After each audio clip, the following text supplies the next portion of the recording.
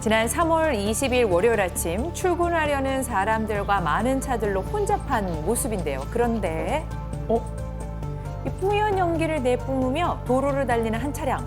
그리고는 멈추지 못한 채 그대로 추돌하고 맙니다. 도로가 아니잖아요.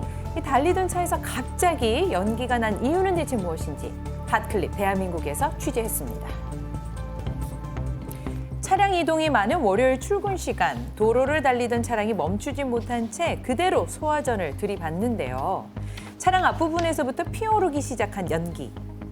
시간이 지날수록 점점 더 연기가 자욱해지고 심지어 차량의 불이 붙어 폭발 위험까지 이어질 수 있는 상황. 소화전과 추돌 후 8분이 넘어가던 바로 그때 신고를 받고 출동한 경찰차가 현장에 도착했습니다. 소화기를 꺼내 들고 거센 불길에 맞서 화재 진압을 하는 경찰관. 네. 당시 초동 대처에 나섰던 경찰관을 만나봤습니다. 그때 당시에는 이쪽 지금 연석선 위쪽에 이제 소화전 앞쪽에 이제 차량이 정차된 상태로 이제 화재가 나고 있었습니다. 차량에 불이 좀 많이 났고 좀 연기도 많이 나서 안에 사람이 탔는지 여부도 확인이 안 되는 상황이었고 일단은 불을 먼저 꺼야 되겠다는 생각밖에 이제 할 수가 없었습니다.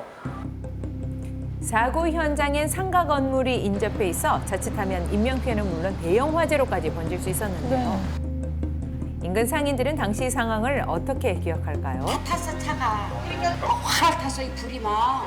당연히 무섭지 안 무서워요? 상가 안으로 안 들어왔으니 다행이지. 상가로 들어왔으면 더 위험할 뻔했지.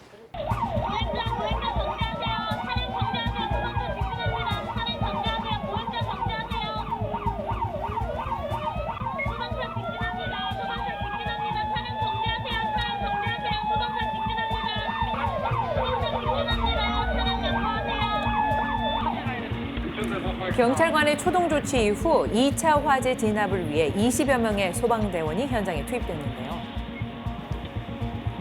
소방차가 도착한 이후에도 쉽사리 잡히지 않는 불길.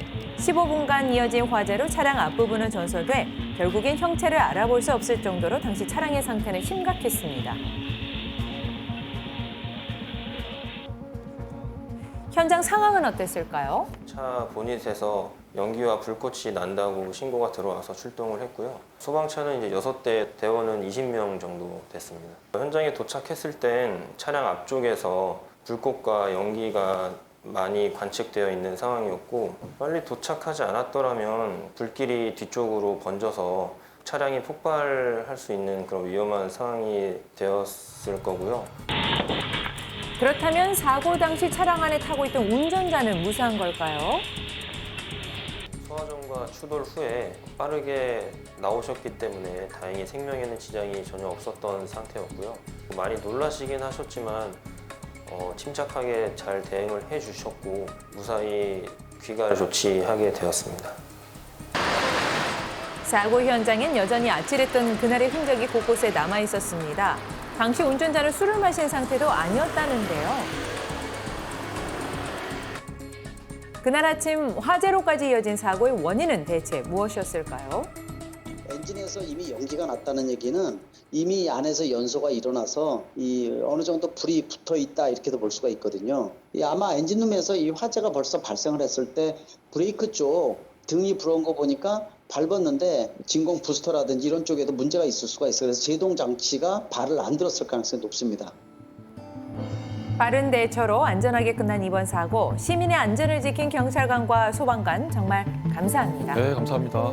고생하셨습니다. 뒤따라오는 경찰차를 피해 어디론가 빠르게 달려가는 두 사람. 급기야 넓은 도로를 가로질러 뛰기까지. 그날 밤 도로 위에선 대체 무슨 일이 벌어진 건지 알아봤습니다. 자정이 가까워진 시각, 경찰은 이날도 어김없이 야간 순찰을 돌기 위해 주택가 골목을 지나던 길이었다는데요. 그런데 경찰차를 보고 다급하게 뒤돌아 도망가는 모습. 골목을 나온 두 사람은 대로변을 향해 빠르게 달아납니다. 그리고 그들의 뒤를 바짝 쫓는 경찰관들. 도로 위를 종횡무진 달리는 남자를 목격한 시민, 수상한 낌새를 느낀 듯 도주로를 막아선 뒤 본격적으로 남자를 뒤쫓기 시작합니다. 갑자기 길 가던 벌어진 시민이에요. 심야 추격전. 무슨 일이에요, 이게? 도로 위 아찔한 순간이 이어지는데요. 경찰과 시민이 힘을 합쳐 끈질기게 추격한 끝에 1분 만에 용의자 한 명 체포. 같은 시각 갑자기 반대편 차선으로 유턴하는 택시. 알고 보니 택시 기사의 도움으로 나머지 용의자 한 명을 10분 만에 체포할 수 있었다는데요. 그날 밤 현장에서 용의자들을 체포한 경찰관들을 만나봤습니다. 안녕하세요. 평소 차량 도난 사건이 자주 일어나던 곳이라는데요. 여느 때와 마찬가지로 야간 순찰을 돌던 중 용의자 2명을 마주친 경찰관들.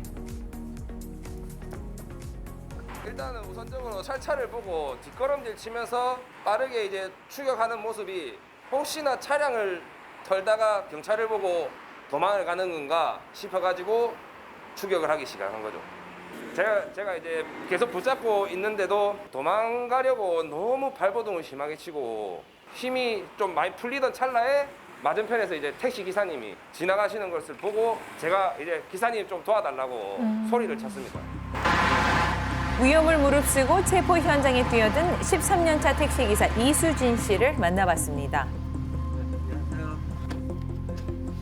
그 경찰관 아저씨가 도와주이소 이 소리 듣고 내려오다가 보니까 누워있더라고 둘이서. 기사님 도와주세요 이 말 듣고 바로 여기서 유턴해가지고 이렇게 와가지고 여기서 현장에선 용의자와 경찰관이 대치 중이던 상황.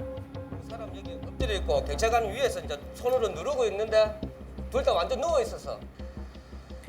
위기의 순간 수진 씨 덕분에 체포에 성공했다는데요. 그 손 이래 흔들어가지고 빨리 오라고 순경 아저씨 같이 와가지고 바로 여기서 잡아가지고 긴박한 순간이고 이러니까 도와줘야 되겠다는 이 마음밖에 없었어요. 그날 밤 도주로를 막고 용의자를 끝까지 추격해 체포를 도운 사람이 한 명 더 있었죠. 그런데 알고 보니 이 시민 인근 소방서에서 근무 중인 119 구급대원이었는데요. 1분 정도의 거리에 그 주차를 했어요, 제가. 딱 이제 문 닫는 순간 저쪽에서 경찰관들이 뭐 잡아라 이렇게 소리가 들렸어요. 누군지도 모르고 그냥 무작정.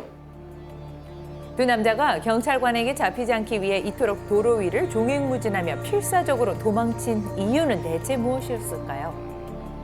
과정에서 500만 원을 붙여둘 테니까 자기를 제발 풀어달라.